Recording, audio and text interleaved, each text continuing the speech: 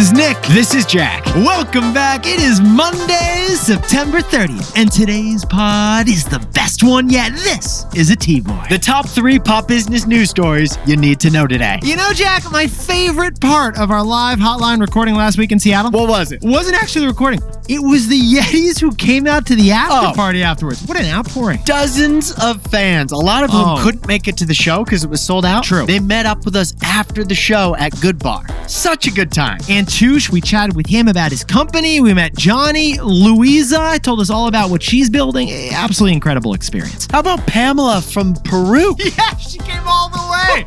Lima's not close to Seattle. Yetis, we will publish this live Hotline Pod episode this Wednesday. It was sponsored by Audible.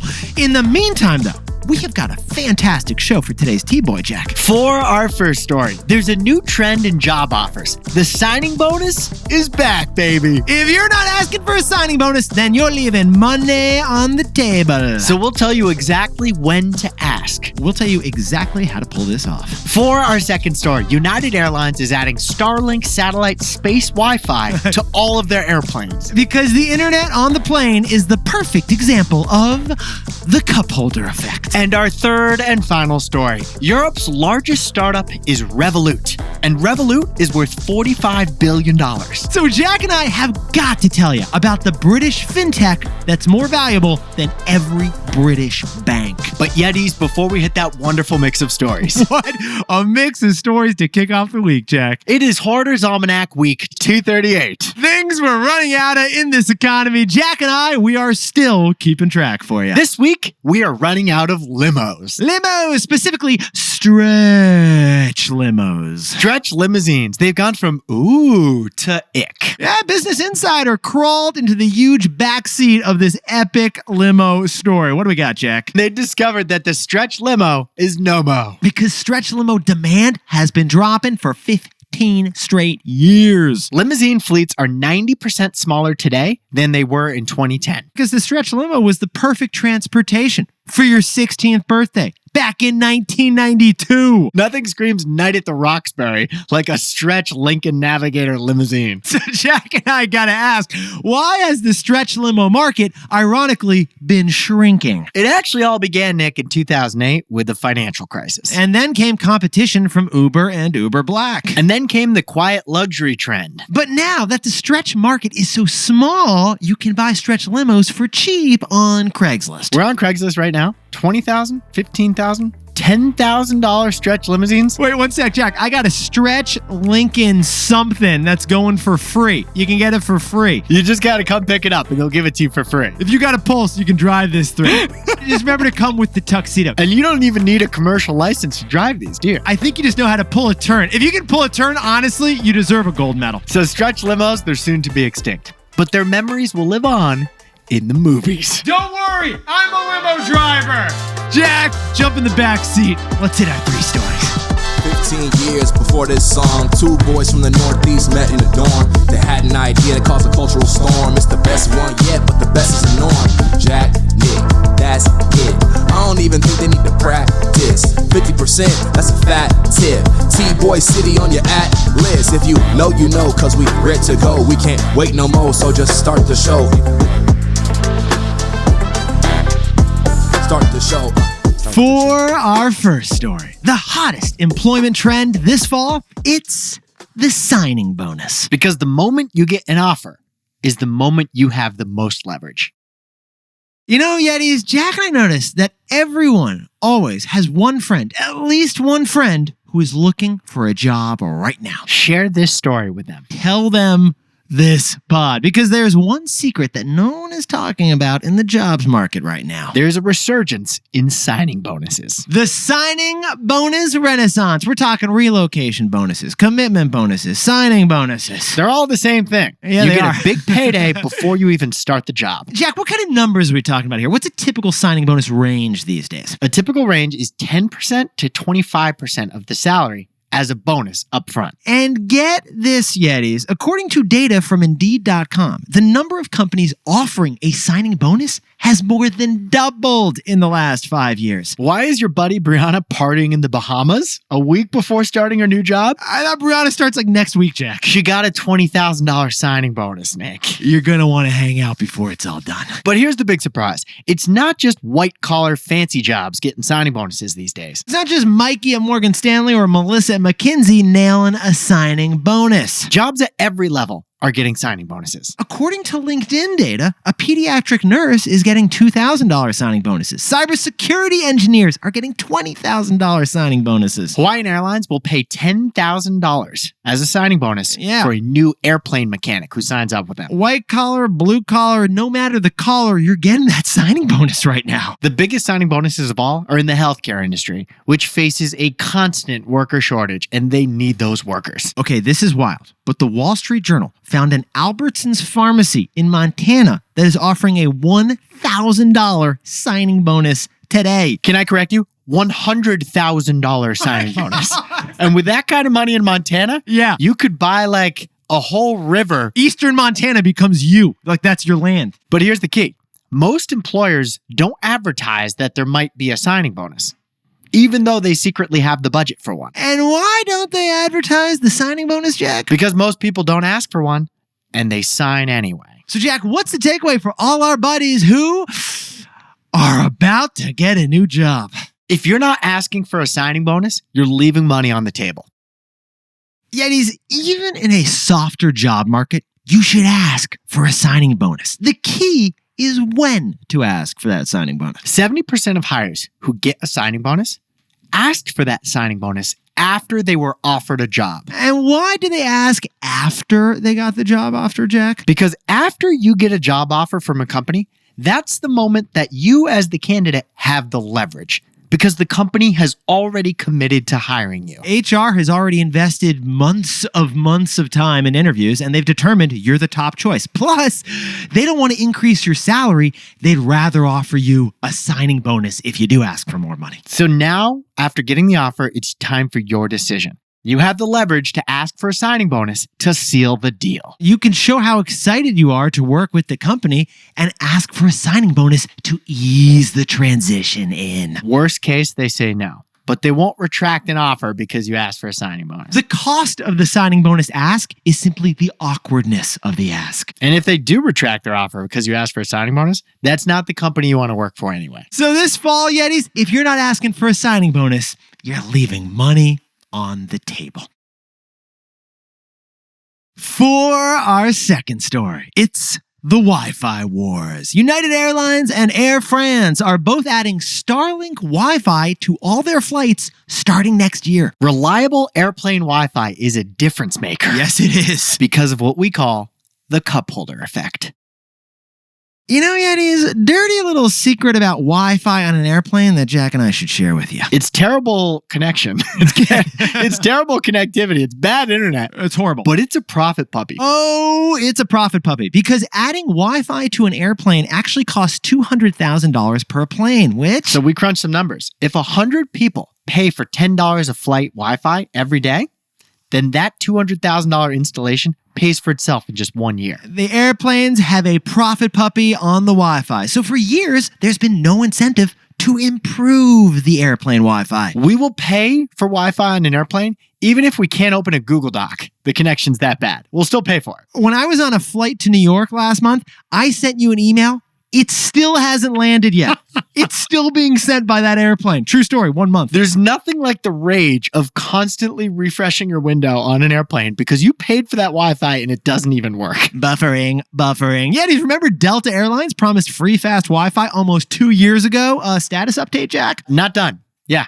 We still paid for Delta Wi-Fi just the other day. But since every plane Wi-Fi is bad, United Airlines is seeing a competitive opportunity. United Airlines just signed a deal with SpaceX's Starlink, which is internet-casted Wi-Fi. Now, we should sprinkle on some context here. That is not just any Wi-Fi. This is satellite Wi-Fi through SpaceX's Starlink satellites. Elon Musk's private space company has 7,000 satellites orbiting the Earth, casting internet down to the Earth, including to airplanes. So there's no dead zones. It eliminates the dead zones. But Yetis, Jack and I have said before that the future will run on invisible infrastructure. Well, this infrastructure we're talking about is coming from space. According to the United CEO, everything you can do on the ground, you will soon be able to do at 35,000 feet thanks to this new Wi-Fi. The internet's that good. United Airlines is promising 100 megabit per second internet for all passengers. That is very good internet. Jack, I'm going to have to ask you to sprinkle on some usability context, please. 100 megabytes per second is fast enough internet to stream Netflix for everybody on the plane. Okay. It's fast enough to join a Zoom call. Okay. And be active in that company meeting. It's fast enough that we could record a podcast from an airplane with 100 megabits per second. United Airlines, if Jack and I can record an episode from seat 33B and 33C, we will do it. We don't need a window on this one, by the way. We're very excited about airplane Starlink internet. Yeah, when we're traveling, that's actually how we prepare this podcast. But it's not just United, is it, Jack? Hawaiian Airlines already has Starlink internet. United will soon. And Air France just announced last week they're adding it to their airplanes too. It's only a matter of time before Starlink satellite internet is the default. It's invisible infrastructure. Now, even if this is expensive, we think it'll be worth it for the airlines. Because you will be more tolerant of delays if you can stream Love is Blind live from 30,000 feet. I will be way less furious if I stop having to push the refresh button. Oh, wait, Jack, check your inbox. I think that email just landed. I sent it in August. So, Jack, what's the takeaway for our buddies over in the airline industry? Actually, in any industry. This is called the cup holder effect, when one small detail determines the entire product's success.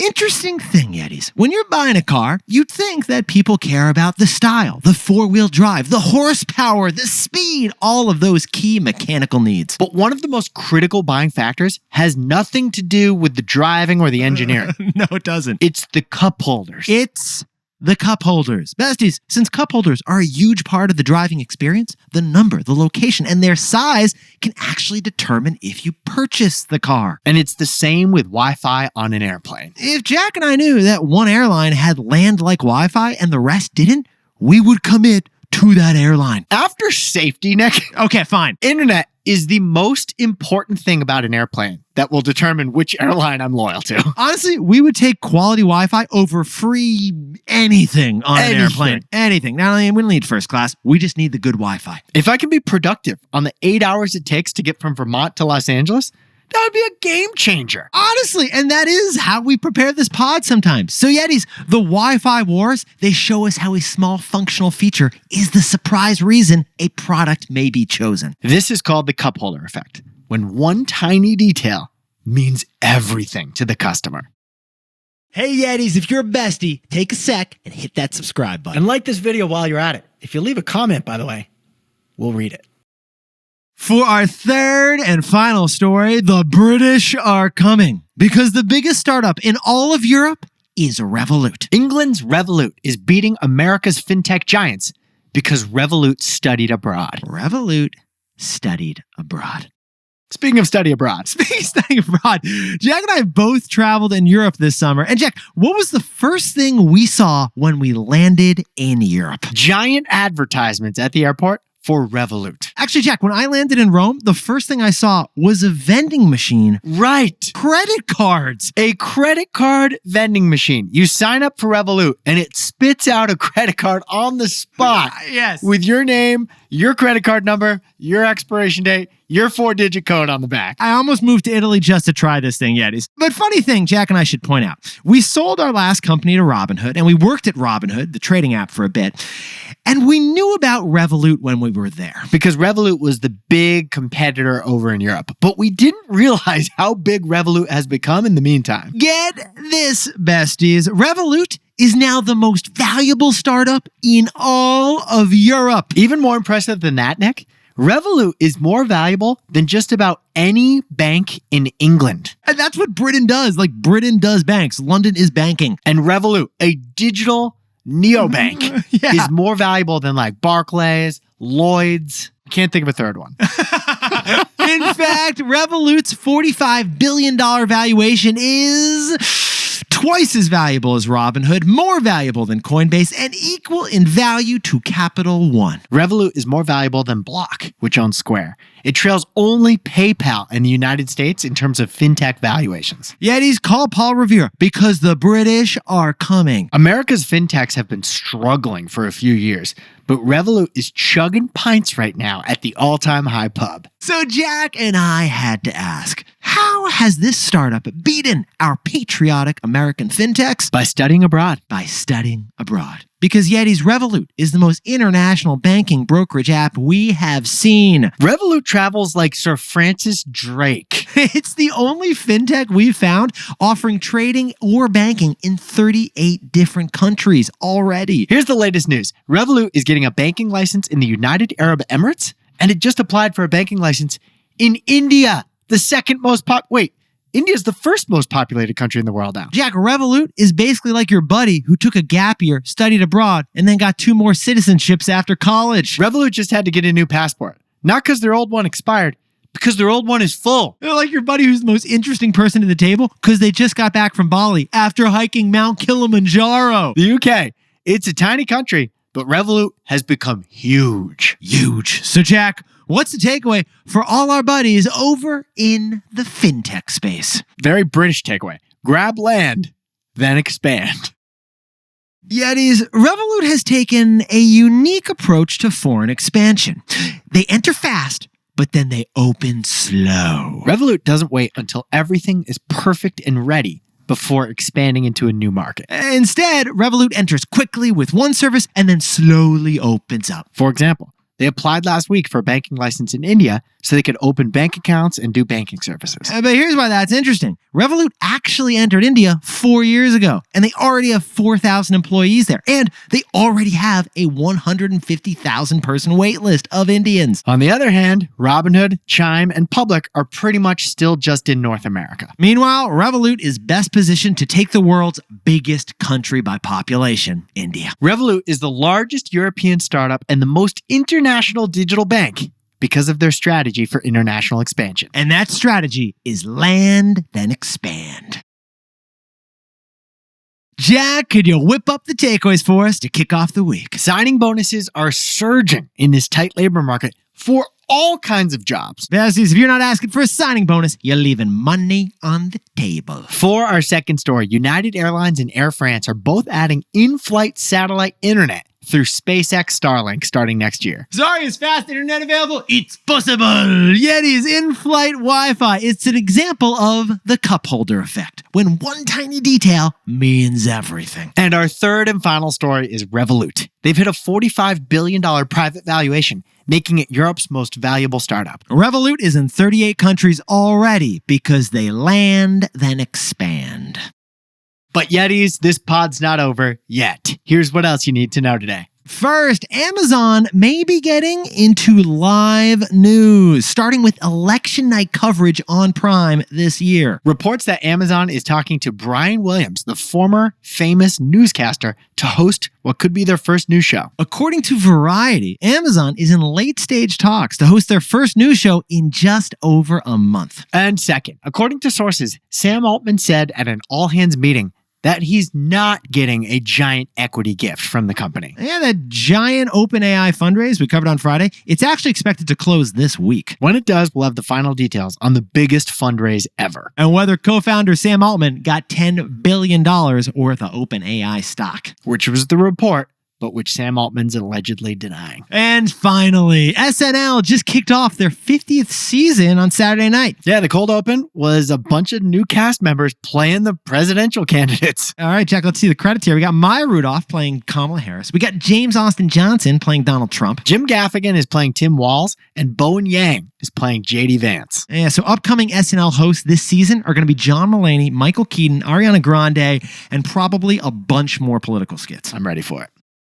Now, time for the best fact yet. This one sent in by Teddy Kramer in Brattleboro, Vermont. One second, I'm checking show notes here. Your brother, Jack. One of my brothers. On Thursday, the Oakland Athletics won the final game ever played in Oakland. Now, the Oakland Athletics will play a few seasons in Sacramento before they move on to their new stadium in Las Vegas. Well, guess what happened in that final game on Thursday night? An epic historical final game in their home stadium. The A's won 3-2, but the final pitch was thrown by Mason Miller, the A's closer, and he threw a fastball 103.8 miles per hour. And Jack, why is that number important? That is the fastest pitch in the history of the Oakland Coliseum, and it was the final pitch in the history of the Oakland Coliseum. We repeat, the final pitch ever at this stadium was the fastest pitch ever at this stadium. 103.8 miles per hour. Not too shabby.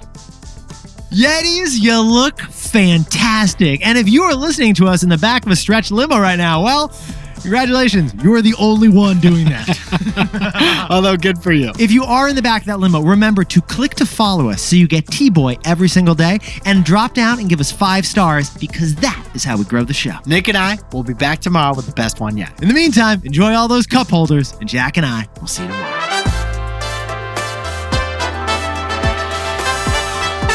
And before we go, a shout out to Yeti Kyle, who I ran into at SFO Airport, Jack. He was on his way to Tennessee. We took a great photo. He's looking awesome. Have a fantastic trip, Kyle. Congratulations to Peter Shao and Carly Zambrodi, who got engaged over the weekend in Dallas. They got down on one knee. Guys, let's see some ring pics. Huge congratulations. Congratulations to Lizzie Spence and Nick Centrella, who just got married in Santa Fe, New Mexico. And Jenna Scheck just got a new job at Macy's as a balloon holder.